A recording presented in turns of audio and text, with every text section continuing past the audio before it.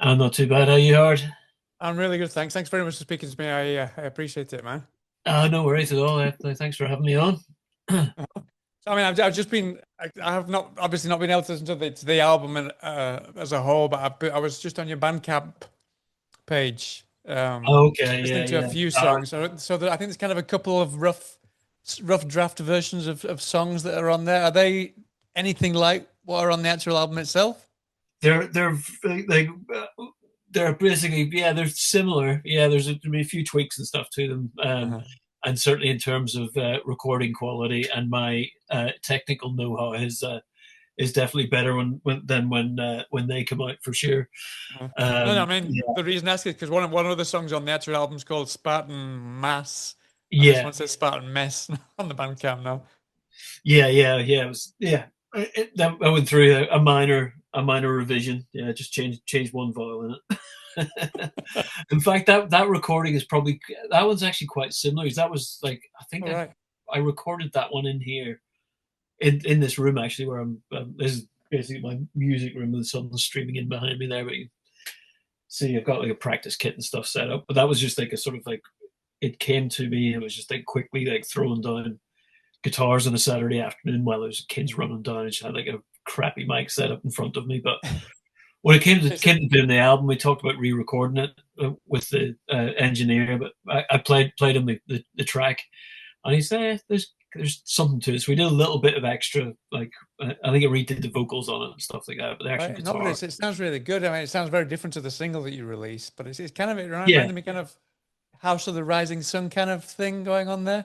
okay, yeah. I mean, it's a bit of a weird one. It was like I think when I first recorded that part in here, it was kind of like I was hearing it as this sort of like like an acoustic kind of intro building up quite a bit. And I think when I started demoing it and started putting on like electric guitars, doing like sort of like doing like an electric version of what the chords were doing in it, it just turned. It was just awful, and it Yeah, was like it was almost scrapped. And then I was just like, well, maybe I should just do it as like a little acoustic that's interlude. simple. Just Yeah, I'm sure you've heard by now that Black Sabbath are quite an quite a influence heavy on the influence record, on and it. like a Yeah. lot a lot of their records, there was a couple of little acoustic things, and yeah, I always thought it's like really cool ideas they had acoustically, but they never developed them into songs. So I was just like Yeah. basically I just wanted to do like a little kind of a little bit of a scene change with the acoustic, and then sort of build like a song. And it's not long. I mean, it's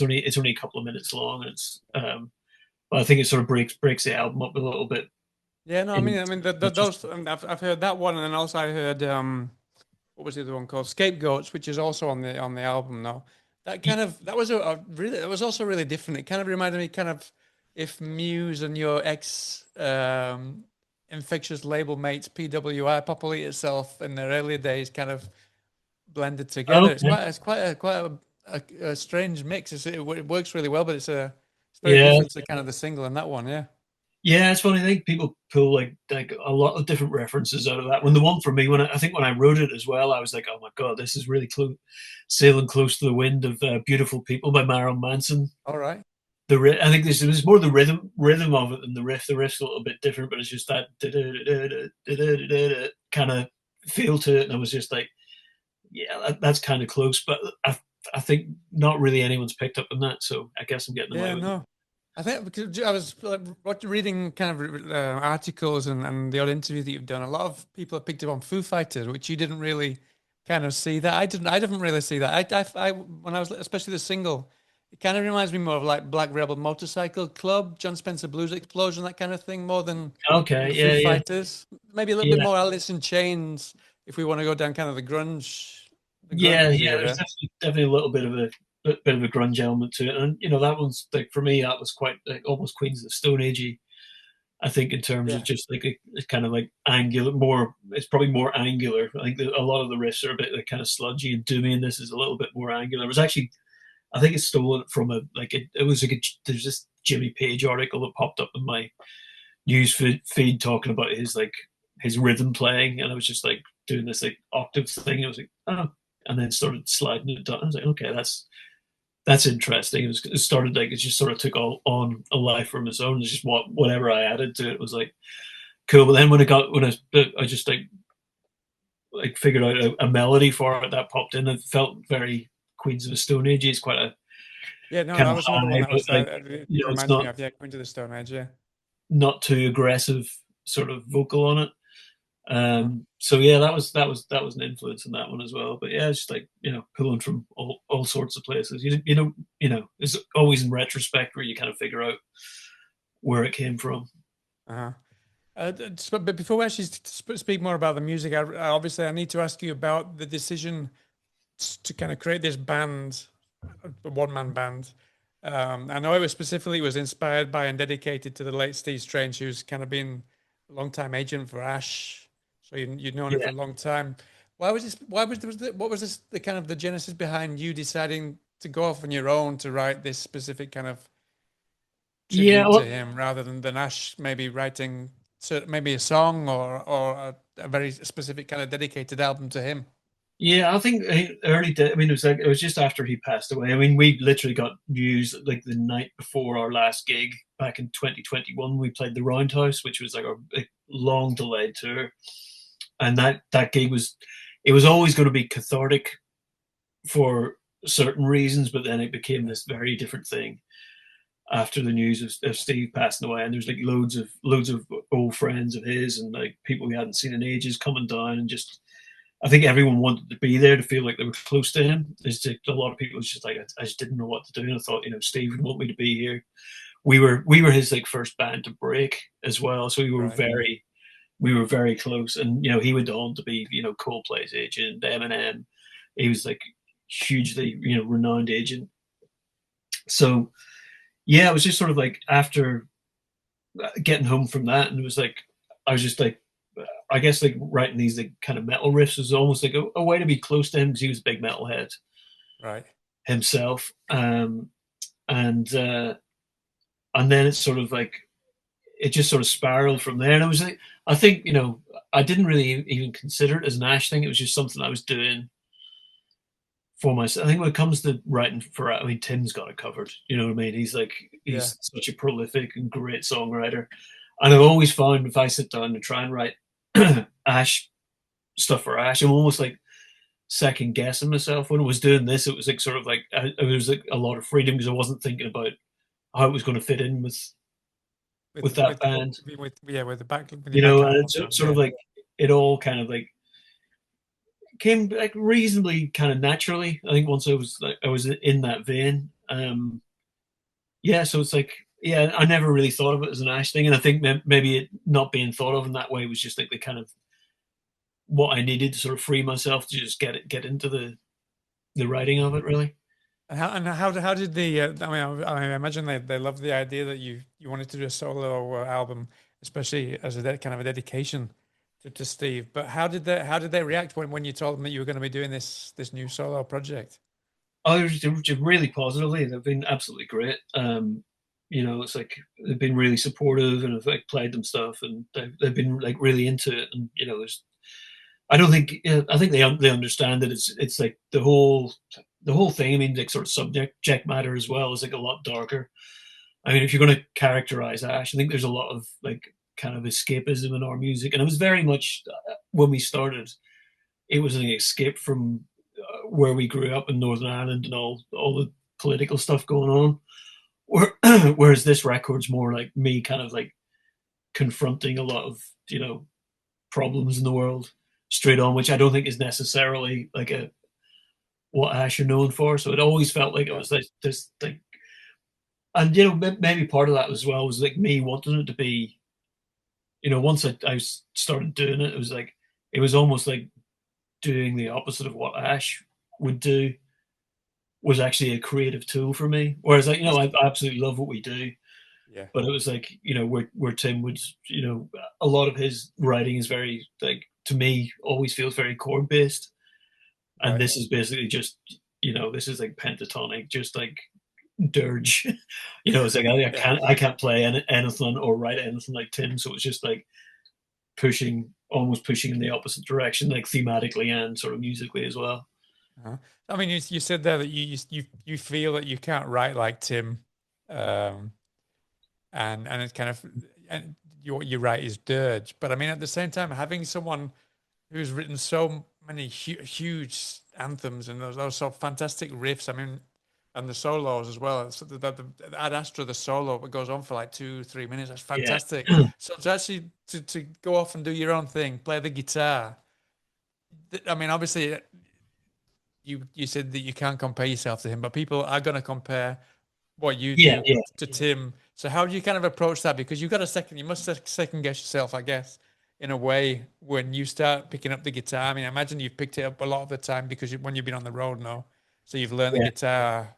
You've had like 30, 40 years to learn the guitar, but that comparison must always be there when you're coming up with songs, no? Yeah, kind of, but also at the same time, like, you know, I know it's difficult 'cause you haven't heard the record, but like Yeah. a lot of it is very like single note riffs and stuff. Which, you know, if I was going to sit down and write an Ash song, I'd usually try and find a chord progression. So this was like just like finding big riffs and then sort of like finding like something to, you know, some way of adding melody to that. And some of them it worked, and others it was like adding a few chords here and there just to sort of give me something to sing over. But yeah, it was like it was almost like that was the creative tool for me, just sort of like getting away from the Ash sound, or just like just willfully not competing with that my ideas of what Ash are.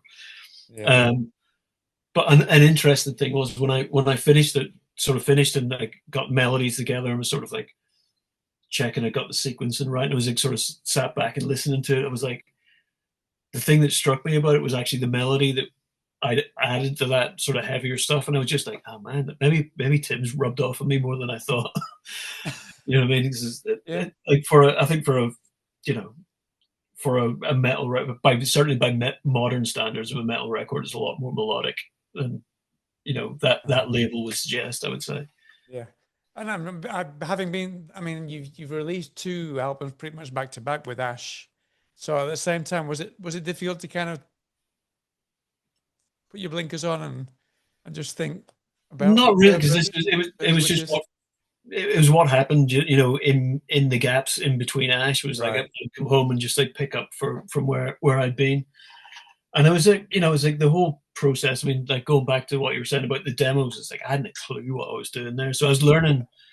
right, I was like, oh right. I was like figuring out, you know, after I'd done that and put it out and just wondering why it was sounded. I was like, okay, that's how you edit. And like figuring out how to like, you know, have playlists of sort of like pick out the best bits of guitar and stuff and sort of make it sound a little bit more seamlessly rather than my ham-fisted copy and pasting that was going on back then. So I learned a lot doing that, but it was just, yeah, it was just, I don't know, it was just, I think once I made the commitment to do it, it was like, and there was a few bits where, you know, points where I was doubting myself, and I actually at one point I did park the record. It was just like, right, just leave it.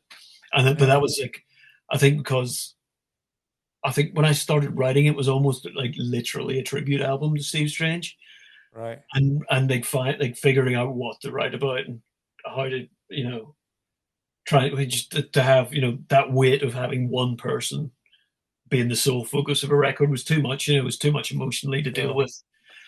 uh-huh, And then so I parked it for a few months when Ash was busy doing stuff, and then after the tour, I come back and I was like, I'll have a listen again, and I listened to it. I was like, just having that space away from it was just like, there's something in this. It's like, you know, and as I was listening, I was sort of like, it was almost that sort of like voice in the show, like speaking into your ear, going, "It doesn't have to be about me." So yeah, that was very freeing, and kind of the realization that, you know, he would, you know, going like he'd be proud no matter what, you know, that he was like the inspiration for you starting this whole thing. You know, uh-huh, just finish it however you can, and just like, you know, write about something. And he's still in there a lot. There's a few songs that touch on him. uh-huh, Um, but you know, it wasn't, you know, not having one person as a sole focus that kind of made me sort of like sit back and think, okay, what do you want to write about? And I think by, you know, by that point it was so not Ash. It was like, right, right, you need to figure out, you know, writing about sort of darker themes, and it's just like go like taking it out for a walk, listening to it, and just kind of like chipping away at stuff. And I think by the end of the process, there were some songs that were written and riffs and ideas very early, and then there's other stuff as I was sort of committed to the process, which sort of like came along as I was doing it. Uh-huh. I knew I needed a couple more songs, and I think the more I found, the more I did it, the more it started to kind of flow a little bit more, and sort of like ideas were coming out and like a little bit more fully formed. We could go like, right, okay, you've got a verse, you've got a chorus, you can kind of like, rather than, I think, going back to the old stuff and just like, it's difficult to sort of, there was versions with lyrics, all the lyrics went out, and it just start from scratch on it and stuff, that was difficult. It was probably more difficult finishing the older stuff than it was just getting on with the new stuff. Uh-huh. I also like to do a lot of authors, novelists, and some of them, they love to kind of share their work before they finished it with their loved ones or friends or whatever. I'm quite curious. What was your process? Because you said there that you kind of there was a lot of self-doubt there, especially at the beginning. You almost parked the album. Did you kind of share it with anyone in particular to kind of help you just Um, battle through and kind of find that confidence that you needed, and maybe teach you the ropes in certain things that you hadn't done before? Because I know that you produced and engineered it, which is something I don't think you've really done before. No. yeah, I mean, I can't take a huge amount of credit for the engineering on there. It's kind of like, I think it's labeled as co-produced because Right. Graham Young, he'd recorded like a stuff with Ash, drums. He's great engineer and great drummer as well. It's like great working with a fellow drummer in the studio. Right. He lent me like a bunch of preamps, and we recorded the drums together. And then he was like, "Right, what are you doing with this record?" I was like, "How do you want to finish it?" And I was like, "Well, there's no record company, there's no budget, whatever." And he was like, "Right, give me a bunch of preamps." And he was like, "Come and see me when you finish tracking it, and then we can take it from Right. there." So that was great, and that was that was me on my own. But I think one of the most daunting moments was actually playing stuff to him when I had finished, and I wasn't even sure if I'd finished. I was kind of expecting him to go back to the drawing board or whatever, That's not. Yeah. and Yeah. re-record everything. But the only thing he said was, he was like, "Well, your guitar sounds shite." But he'd also instructed me to record like DIs with the guitars as well, so we could reamp anything. So he was like, "No, it's all good. We'll just like spend a couple of days reamping," and that was a real fun part, just having someone there, and it went a lot quicker just having, just me being in here by myself, like second Yeah. guessing myself, compared to having him. He's just like, he'd listen to it, go, "Oh, yeah, you maybe need to just like add a little something else here," and just like 2 minutes later, we'd recorded another guitar part and it sounded great. Move on and Yeah. stuff. There's a few Uh, moments like that. So yeah, I definitely couldn't have done it without Graham, but it was a lot of learning by myself. But that, to me, that was like part of the point of doing it as well. It's just like, it's like this technology exists. I can do it in here, so it's like, why not yeah. learn how to do it? And the best way to learn is learning on the job. Although Uh, I think I've forgotten pretty much everything I've done. I'm sure you haven't. That must be like riding a bicycle. I mean, it must have taken you a while to record the whole thing, though. Yeah, I mean, I remember our manager. He like back in the early days of Ash, he'd always bang on about Roald Dahl and how Roald Dahl would like, he would just, he'd get up in the morning, he'd have like 2 hours, and he would write, and no matter where he got to, he would stop. Right. And that's actually the approach I took. It would just be like, I get up, get the kids to school, I go out for a walk, and be like, right, gonna do a couple of hours here, because otherwise it kind of like takes over your entire life. And I saw that like during the demo process, where it was just like, I'll be working on something and then be like, right, I'm done. But then you'd keep going back to it throughout the day and just be distracted from it. So it's like, right, just a couple of hours every day when you're home, and just chip away at it. And just, yeah, it seemed to work for me. Yeah, and you were able to actually kind of once that 2 hours was up, like a psychologist, it was like, right, that's it. Even if you were like halfway through a chorus or something, you were able to just kind of say, no, we've got to draw a line here. Yeah, I mean, whatever I'd kind of start on, I'd try and get at least finished to, at least get to the end to it. And then, I found walking away from stuff really helped me as well, because Right.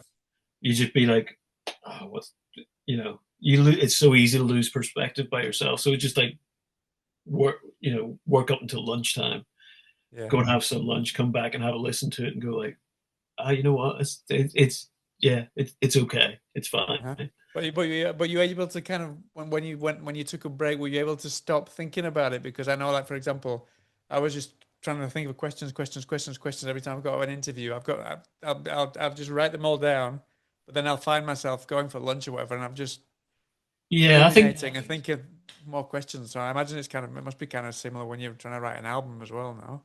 yeah, I think it's like just sometimes ideas will pop in there for lyrics or whatever, Yeah. and just sort of like make a quick note of it. But and then I'd be next morning I would take those notes and just sit down and try and flesh them out or Yeah. whatever. And it's like sometimes it would work and sometimes it'd be like throw it away.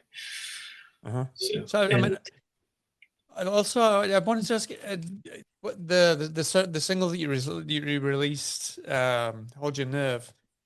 It's very much about kind of, I mean, people say that retrospect is 2020 vision, but you kind of go very much against that idea in this single. It's very much kind of like, even though as you've got older and you've more experience with things, you kind of not sure whether it's better to know all these things or it's better to be kind of blind and kind of live with these yeah, lies that we're getting told. I'm quite curious where that came from.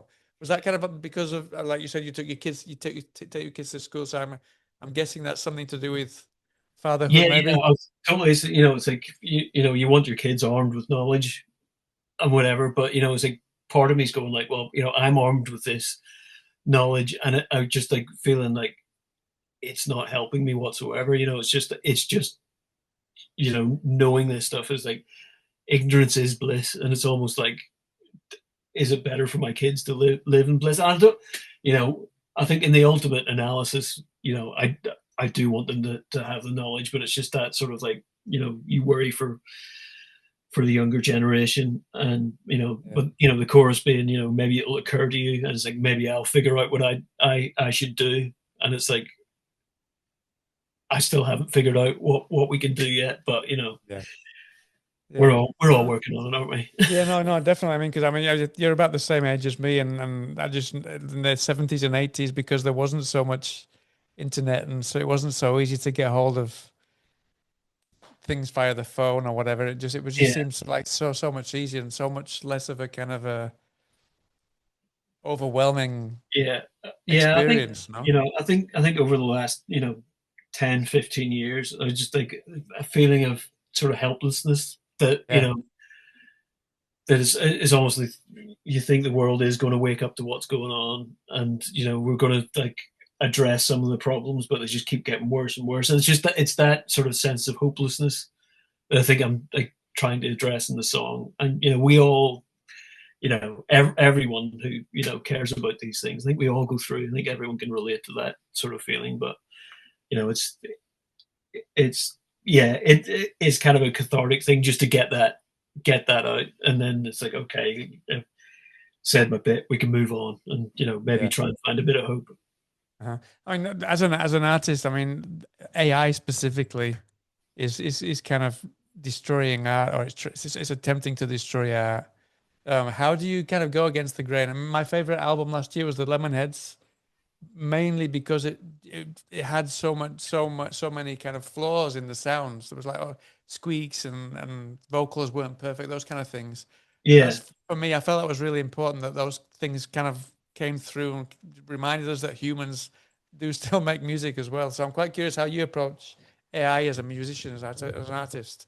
yeah. Well, for me, I mean, we're probably, this album was started so long ago. It's like AI was not really even Not a really thing. about, yeah, Um, even before the rise of AI, part of what I wanted to do was just to make it a little bit raw and a little bit yeah, unpolished, because and that's it's maybe me sort of leaning into not having the knowledge of how to do that, but also aesthetically going against that, because even before AI, the tools we have in a computer to yeah, edit music, to get everything perfectly in tune and everything perfectly in time, sure. and then it just everyone starts sounding a little bit more the same. You know Yeah, what I mean? It's like, And and then beyond that with AI, it's like I think there's a generation out there that are desperate. You want to hear those flaws just to know that it's real, and Exactly. Yeah. it's like I think it's a like even my eldest daughter, who's like she's really into art and she's into music, but she detests AI, and she just Yeah. wants, it's like, and I think we all do. It's just like this homogenization of, and you can just you see it everywhere as well. You just like when you're reading posts on whatever social media stuff, and you just go like everything. It's just that's written the same as the last one. It's a completely Yeah. different subject, but it's like blah blah blah blah. It's not this. It's this, and they all follow. Yeah. It's just this formulaic Follows the boilerplate. Yeah.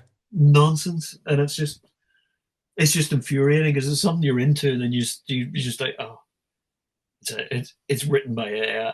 And maybe it's not. Maybe it's like people are picking up Yeah. on that language and just like starting to emulate it as well. It's just, Yeah. No, I know what you mean. Because I find myself trying not to write like I like the long hyphens and those kind of things. That's stuff that I did use before, but I've tried not to use those things now because I don't want people thinking that whatever I've written is AI. It's kind of just a really yeah, really kind of self-conscious, but making because I don't want it to appear like it is AI, even yeah, though sometimes you yeah, just can't help it yeah.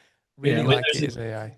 there's an interesting discussion there as well to be had about it's like because we're all big slaves to the algorithm, and everyone's Yeah. desperately trying to stop people scrolling on to the next thing. It's just like having to write stuff that's punchy and stuff, and it's just like I just want to use my own voice. You know what I mean? It's Yeah. like I guess that's kind of another reason why that maybe you kind of felt that well, you said that this was well before AI that you started to record this album, but the actual just kind of being able to sit down in yeah, your living room or your little studio there and yeah, tinker about and not worry about what's going on in the world must have kind of been partly the genesis now as well for yeah.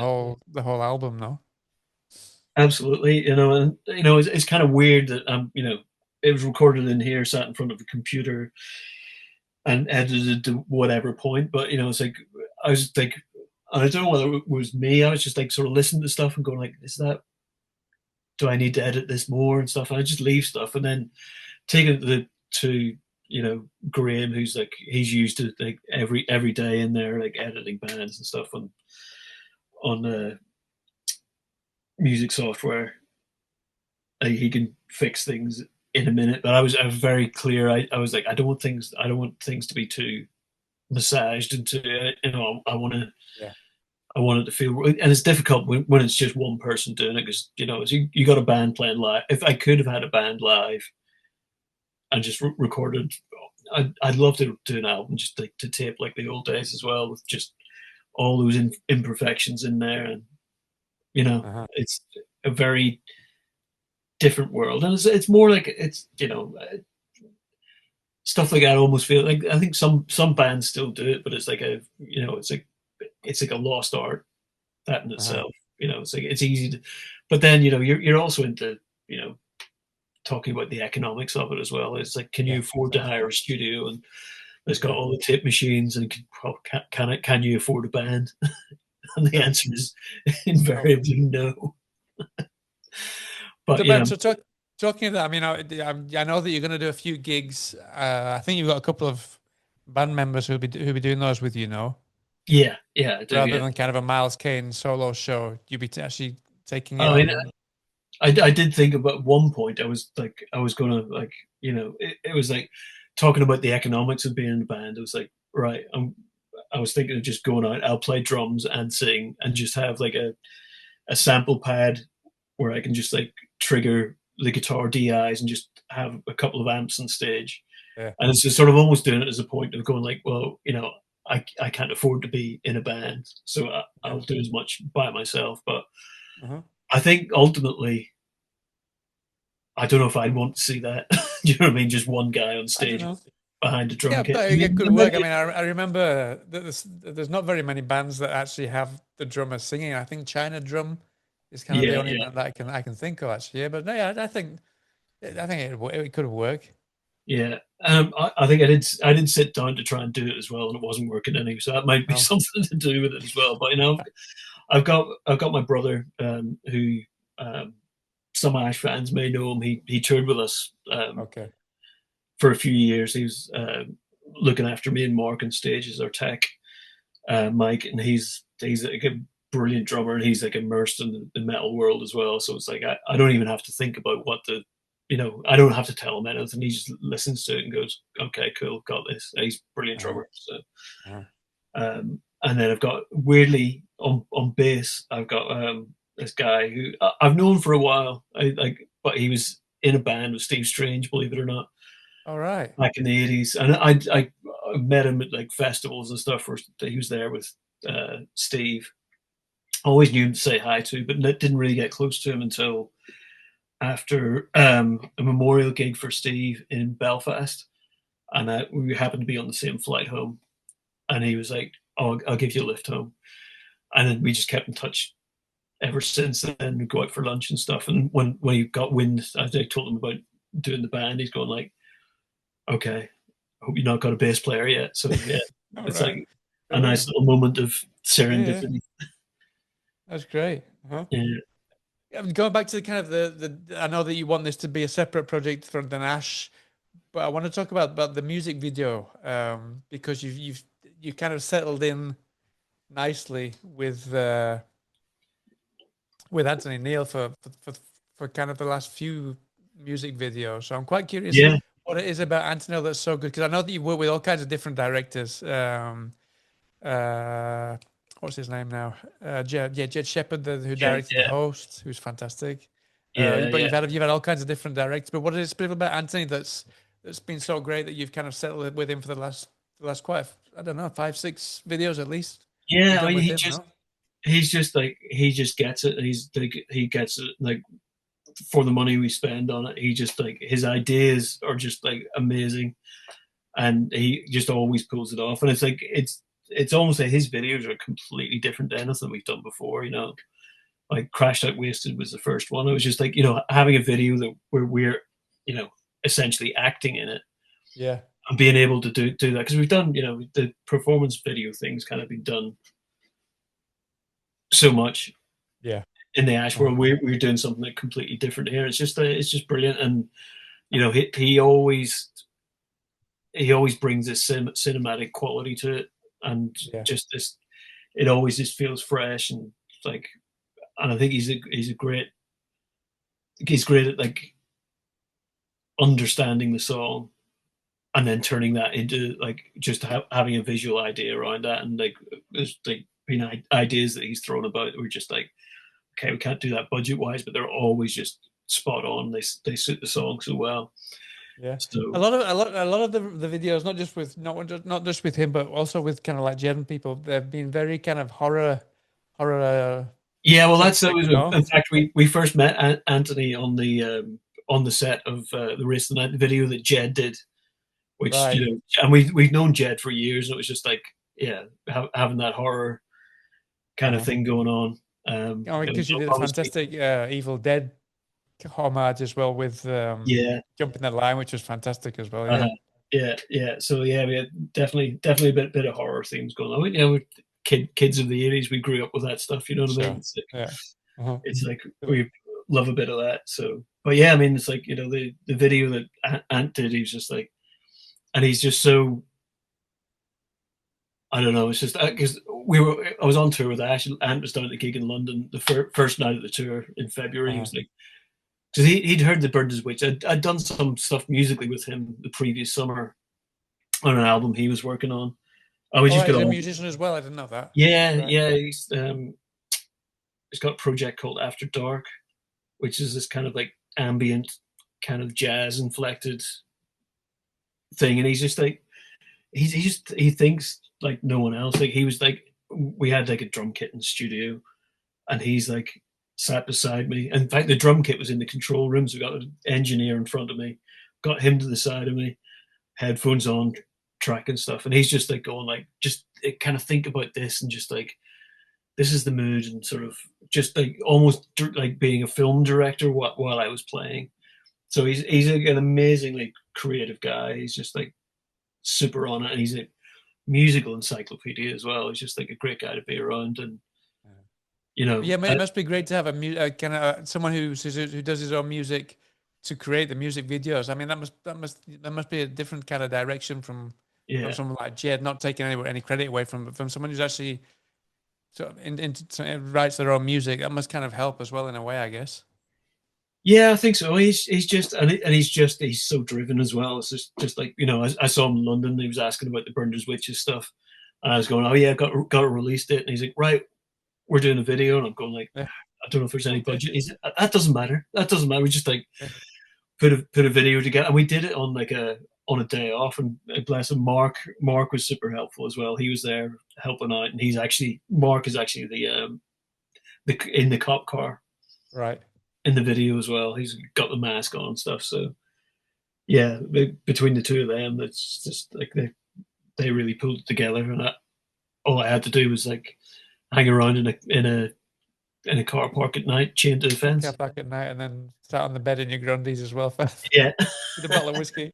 yeah, yeah. That was the It's apocalypse great. now scene. But I mean, what was it like the transition for you to star in your own music video compared to kind of the Ash ones?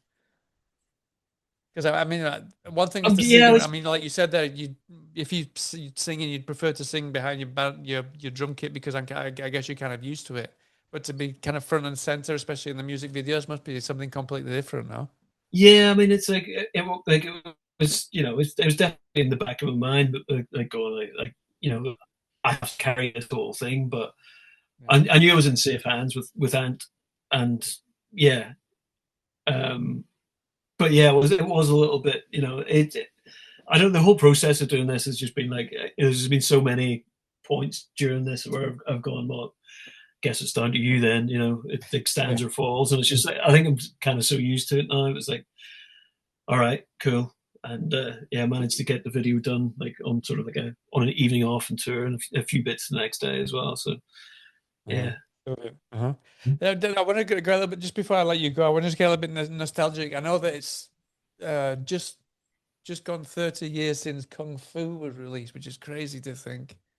Um, Oh, what, what I've got news for you, Hard. It's actually 31. 31 now? Yeah, because the Kung Fu came out almost a year before 1977, so I was 95. I think 95. we're now coming up to the anniversary of. I think the next anniversary is the release of Goldfinger, which was the first single after the Yeah. record was recorded. So But yeah, yeah, back in just just to I make you feel remember. even older. Oh yeah, no, yeah, but it does make me feel old. But also, I remember it like yesterday. I honestly remember it like it was yesterday. Yeah, I know it's Um, but frightening. I know the main reason I ask you that is because there was a video. I think it was Tim posted just recently.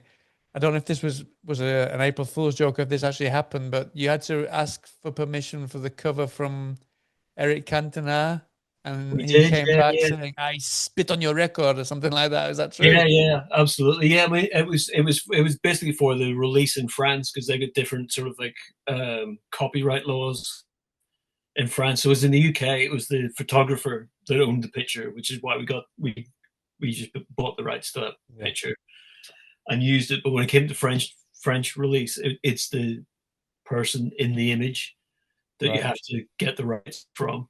So he like sent them a copy of the record saying, "I can we use this in France?" And we just got back a fax. I don't know. We're not. It must be in the arc. We can't have thrown it away. It must be in the arc, buried in the archive somewhere. But yeah, a fax come through just saying I spit on your record. So it's like, yeah. But the weird thing was that we played a couple of years ago. We played in Cork, and this guy was there, and he had like a bunch of stuff. He's going, "Can you sign this?" And he pulled out a kung fu, and he was going, "I got Eric Cantona to sign it. I met him last Signed year." it. And he must have forgotten about it, or he come to terms with it Yeah, and yeah. happily signed it. So yeah, We're yeah. talking about Eric Cantona, who's now an actor. You also Jackie Chan was also a huge fan because you got that in one of his movies as well. Which how did that happen? I mean, that's brilliant to get. I mean, to get the actual kung fu where you mention him at the I, end of I a think Jackie Chan movie. How did that happen?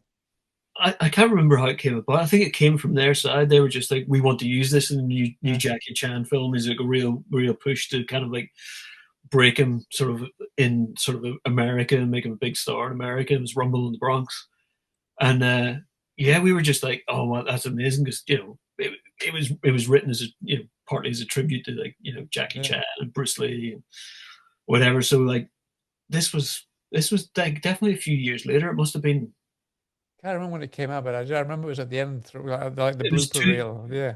I mean, a feeling it was like at least 2001, 2002, something like that. Uh-huh. And we came this close to getting him on stage with us at Reading Festival. Really? But then I think he just had too much promo for the movie to do that year or that day. So he was like, I can't make it. But yeah, but he did make us honorary members of the Jackie Chan fan club. So You need to get Cantona and Jackie Chan on the stage at the same time absolutely, sometime. That'd be fantastic. yeah, definitely. So listen, talking of playing live, I know that you've got a few like small appearances for the album launch. Can you tell us a little bit about that? And then will you be taking it further afield at all? Yeah, I mean, yeah, we it's a very small window we got, so we only got 3 gigs, but we're playing Sunderland uh, on Tuesday coming, 14th, 15th Blackheart in Camden, and 16th in Manchester at Night and Day Cafe. So there currently aren't any more plans to tour because the Ash stuff's going to start getting busy again. Yeah. My brother, who he's still teching for bands, he's out with the Cooks very shortly, All right. teching for them. So it's difficult to pin us down. We've got like a couple of bands schedules to juggle before we even think about doing any more gigs. So yeah, it's an open it's an open book. If we can find the right time, I think we'll definitely do it. Well, let's see how these first See three what happens. Yeah. we did do our first show last year in Glasgow. I'm glad we got that out of the way because it was just I kind of accidentally invited myself onto a mate's band's bill, and Right. we played it. And honestly, I set the guitar down when I finished, and everyone was like, "How'd it go?" And I was like, "I can't remember anything." It was just like I think it was just pure concentration, just Yeah. concentrating on the lyrics. Then once it was like any gap, it was like doing something a bit busier on the guitar. So it was just like, yeah, it just didn't go in at all. So hopefully, in these shows, we'll get to take it in a bit more. Uh-huh. Well, just to finish, I've got one little bone to pick. Well, it's not a bone. It's not your fault. It's COVID's fault. But I was supposed to. I live in Bilbao in the north of Spain. Oh no way! You were supposed to come here on the 1st of April, 2020. Yeah, yeah. And about 2 days before it was cancelled. So I'm manifesting out into the universe now to see if we can get you to come back over here sometime soon. Well, man, we'd love to. I mean, we did a few festivals in Spain last year, and they went really well, and we had a great time. It's like, but it's just it's I think nothing's gone back to normal since COVID. Yeah. It's just No. it's been a shit show ever since. For various reasons. But if there's a way we can get out there and do that again, we would absolutely love to. It's like it's not for lack of trying or. Oh no, sure, no. I'm just saying thinking. So it's like. Yeah, no. I mean, the music. It's the bands the UK bands are starting to come over. I'm off to see Dead Letter tomorrow over here in Bilbao. Yeah, so I can't wait to see them. Yeah. Yeah. Well, fingers crossed we can make it. I think I think we're in Granada next month. Actually, I know it's the other end of Spain for you, but yeah. I'll see you sometime too, I'm sure. Listen, Rick, thanks so much for your time. I wish you the best of luck with the album, man. It's what I've heard so far is great, and I can't wait to hear the rest of it. And I hope to catch you and hopefully the rest of the band as well sometime soon in Bilbao or somewhere not too far away from here. Fingers crossed. Fingers crossed. All right, all the best. Thanks very much for your time. Nice to meet. Cheers. All right, nice to meet you. Take care. Bye now.